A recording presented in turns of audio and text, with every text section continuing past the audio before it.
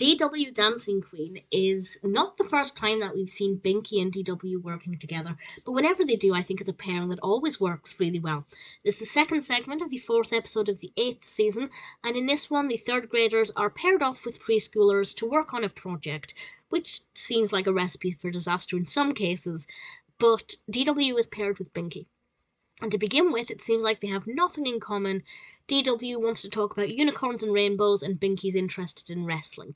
But ultimately, they realise that they want to put on a dance recital of sorts, and Binky, as we know, is actually a keen ballerina. And he learns that he can teach D.W. some moves, but D.W. is maybe not the most flexible student. And what we have is several different messages here. The first is that you can find something in common. There is some common ground, and that's definitely what we have here.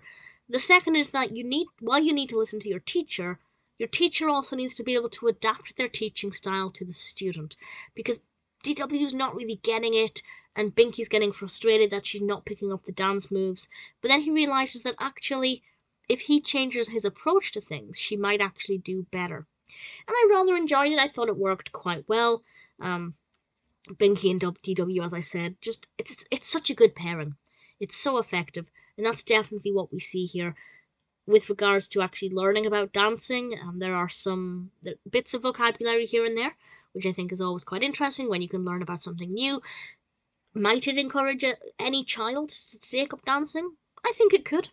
I think even if just one child took an interest in dancing after watching this, that's a pretty good thing. The narrative's fun, a little bit predictable. The black belts amused me a lot. You'll know the bit when you see it, and I have to say I found it to be really entertaining, and that side of it worked as well. So it's a really nice, well-rounded episode, well-developed. Definitely one from start to finish that I think's got a lot going for it, with some nice messages and some food for thought as well. DW Dancing Queen is definitely a good episode.